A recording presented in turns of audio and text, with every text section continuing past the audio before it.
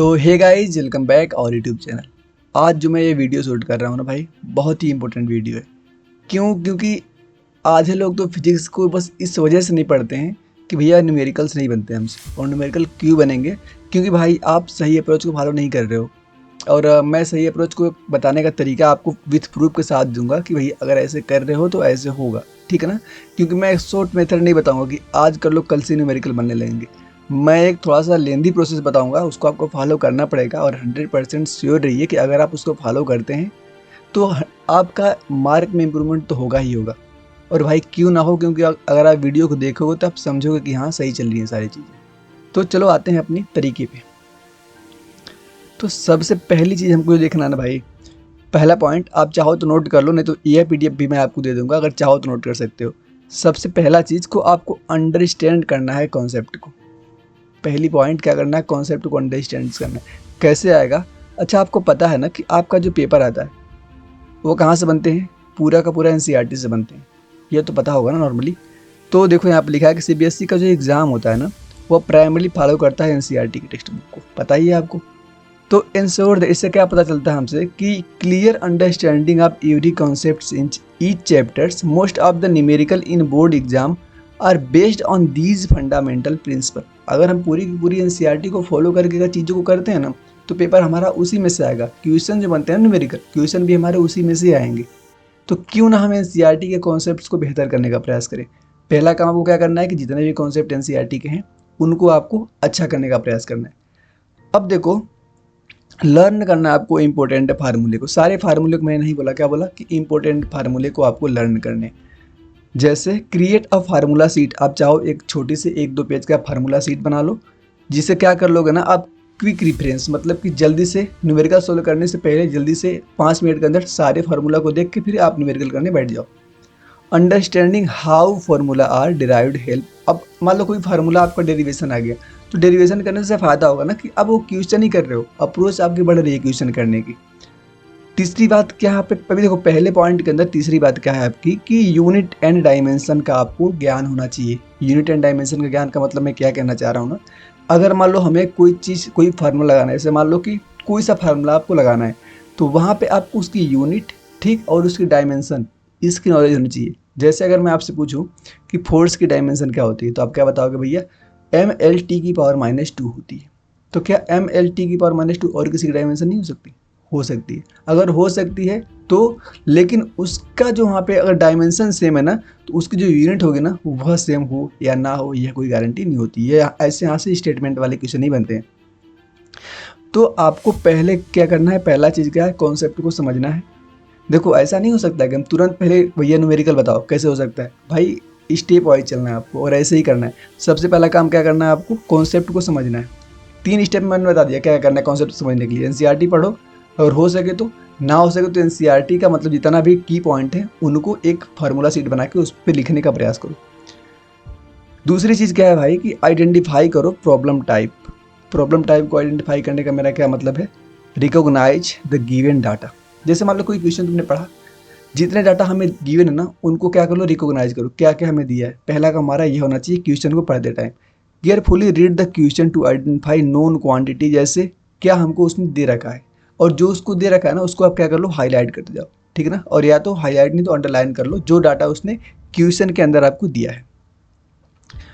आगे देखोगे आप कि क्लासिफाई करना है द प्रॉब्लम को। क्लासिफाई करना है द प्रॉब्लम्स मतलब कि आप डिटरमाइन करो विच टॉपिक आर सब टाइप क्वेश्चन बिलोंग टू। मतलब कि जो क्वेश्चन पूछ रहा है ना वो किस टॉपिक से बिलोंग करता है। जैसे वो क्वेश्चन मैकेनिक्स से है, इलेक्ट्रोमैग्नेटिक मैग्नेटिज्म से है, या ऑप्टिक्स से, कहाँ से है, इसको आप आइडेंटिफाई करो। उसके हिसाब से पता क्या होगी, आपकी अप्रोच बढ़ जाएगी कि भैया इस क्वेश्चन में हमें कौन सा फार्मूला लगानी है। तीसरी चीज़ आपको क्या ध्यान देना है कि use a systematic problem solving approach. जैसे आपको स्टेप बाय स्टेप प्रोसेस करना है। सबसे पहले क्या करो आप, सबसे पहले क्या करो कि राइट करो गिवन डाटा, क्वेश्चन में जो डाटा हमको दिया है उसको राइट करो। फिर क्या करो आप, आइडेंटिफाई करो what need to be found. हमें से जानना क्या चाहता है, उसको क्या चाहिए। जैसे उसको वेलोसिटी चाहिए, करंट चाहिए, फोर्स चाहिए, मतलब उसको क्या चाहिए। थर्ड स्टेप क्या करोगे, चूज द रिलेवेंट फार्मूला। जब पहला चीज़ का लोगे डाटा लिख लोगे, फिर उसको क्या चाहिए ये लिख लोगे, तो अब उन दोनों के हिसाब से आप सोचोगे कि यहाँ पे हमें कौन सा फार्मूला लगाना है। तीसरा चीज़ क्या करोगे आप, रिलेवेंट फार्मूला वहाँ पे लगाओगे। फोर्थ चीज़ देखो, अगर नीड हो अगर मान लो फार्मूला में नीड हो कुछ चेंज करके हम क्वेश्चन को सोल्व करें, तो आप क्या कर सकते हो, रीअरेंज कर लो फार्मूले को थोड़ा इधर उधर। ठीक, तो यहाँ तक कोई दिक्कत नहीं हुआ ना। देखो ऐसे मैं बता रहा हूँ ना, तो हो सके तो चीज़ें थोड़ा सा तुमको अजीब लग रही होगी कि भैया आप देखो मैं पूरा यहाँ पे जो रियलिटी है ना उसकी को दिखा रहा हूँ, पर आपको मोटिवेट नहीं कर रहा हूँ। इतना तो करना ही पड़ेगा, नहीं तो अगर चाह रहे हो कि आज वीडियो देखूँ और कल से न्यूमेरिकल मारो फटफट से बन जाए, तो ज़िंदगी में कभी नहीं होगा। और न्यूमेरिकल करने के लिए ना देखो यह होता है कि भाई हमें बहुत मेहनत करनी पड़ती है, मतलब कि कंटिन्यू प्रैक्टिस करनी पड़ती है, अलग अलग क्वेश्चंस खुद करने पड़ते हैं, इतना आसान नहीं है। लेकिन मैं तरीका बता दूँ कि आसान हो जाएगा और आपको इंटरेस्ट जग जाएगा इसमें, अगर ऐसे करोगे तब। अगला चीज़ देखो आपको क्या, सब टाइटल वैल्यू केयरफुली, मतलब कि हमसे वो जो पूछ रहे हैं ना, जो निकलवाना चाह रहे हैं उसको ध्यान से लिखना है। ऐसा नहीं कि जैसे 1.37 दिया है तो 1.57, मतलब कुछ होता है ना कि हम पढ़ते हैं कुछ और हैं लेकिन नोट करते हैं डाटा को तो कुछ और लिख देते हैं, तो इसको भी आपको ध्यान देना है। कैलकुलेट फिर करो, कैलकुलेशन अगर मैथ को तभी अच्छी होनी चाहिए, बाय को थोड़ी सी बुरी होगी, लेकिन चाहोगे तो मैनेज कर लोगे। 4 पॉइंट देखो कि चेक, यूनिट को चेक करो और अपने आंसर को चेक करो। ठीक, यूनिट को चेक करो और अपने आंसर को चेक करो। यह दोनों पॉइंट ज़्यादा इंपॉर्टेंट है कि क्रॉस चेक करने का इतना टाइम नहीं हमारे पास होता है कि भाई एक बार लग गया गलत हो चाहे सही, क्रॉस चेक बहुत कम लोग करते हैं। फिफ्थ चीज़ आपकी आती है कि टाइम मैनेजमेंट। भैया भी टाइम मैनेजमेंट की भी दिक्कत आती है। जैसे अगर आप प्रैक्टिस रेगुलरली कर रहे हो ना, अगर रोज़ प्रैक्टिस कर रहे हो तो एग्ज़ाम के दिन आपको टाइम की दिक्कत नहीं आ रही। लेकिन भाई रोज़ प्रैक्टिस नहीं कर रहे हो, एग्जाम में डायरेक्ट जाके प्रैक्टिस सेशन रख रहे हो, तो वहाँ पे दिक्कत होगी आपको। ठीक है ना, अगर आपको टाइम मैनेजमेंट बढ़िया करना है तो आपको क्या करना पड़ेगा, पर डे प्रैक्टिस करनी पड़ेगी। भले 10 क्वेश्चन 20 क्वेश्चन ही सॉल्व करो, लेकिन पर डे आपको करनी पड़ेगी।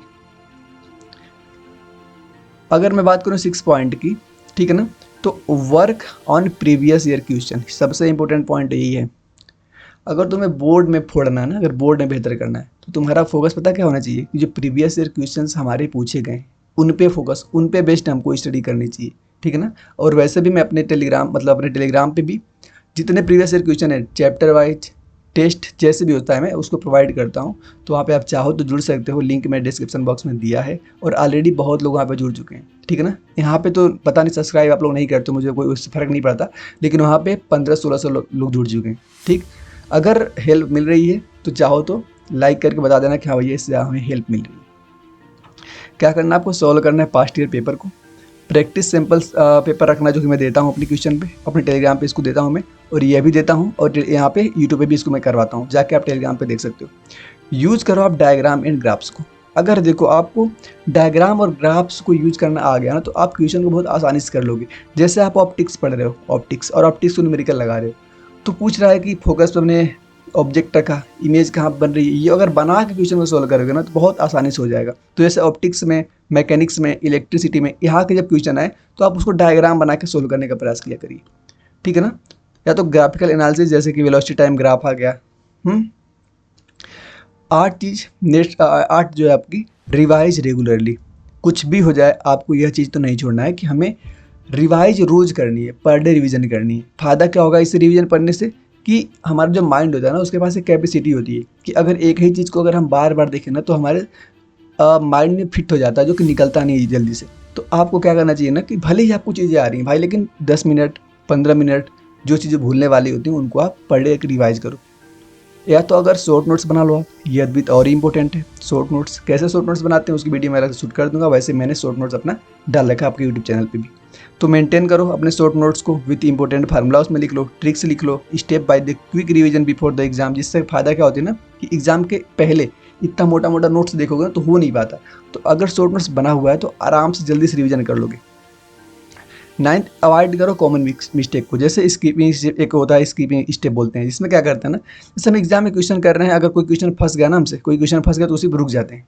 क्या करते हैं, उसी पर रुक जाते हैं। भाई रुकना नहीं है, क्वेश्चन फंसा है तो आगे कर जाओ। ठीक है ना, आगे बढ़ जाओ। Incorrect formula use, double check करो the formula before the using it. Formula use करने से पहले if the pressure of the exam का प्रेशर में ऐसा होता है, student sometime apply the wrong formula specially when similar terms are involved. Not paying attention to sign. Watch out for the positive and negative sign, especially in topic like the work energy, electricity in vector. अगला मैं बात करूं, remain काम and confidence. सबसे important है, अपने ऊपर भरोसा रखो भाई कि बढ़िया कर लोगे, अच्छा कर लोगे, लेकिन सबसे इंपॉर्टेंट होता है पेशेंस रखना। कोई अगर चाह रहा है या तो कोई बहुत सारी यूट्यूब पे वीडियो पड़ी हुई है कि तुरंत न्यूमेरिकल, भाई पेशेंस से ही चीज़ें होती हैं। तुम्हें अगर न्यूमेरिकल करने के लिए तुम्हें जो 10 स्टेप मैंने बताया ना, उसको तुमको करना ही पड़ेगा। ना करके अगर तुम चाह रहे हो अगर बढ़िया करना तो नहीं पॉसिबल। तो आपको इतना करना ही चाहिए, पड़ेगा या नहीं पड़ेगा, करना ही चाहिए। और अगर आप इस स्टेप को करके मुझे आज से क्या करो, वीडियो को लाइक कर लो ताकि वीडियो सेव हो जाए।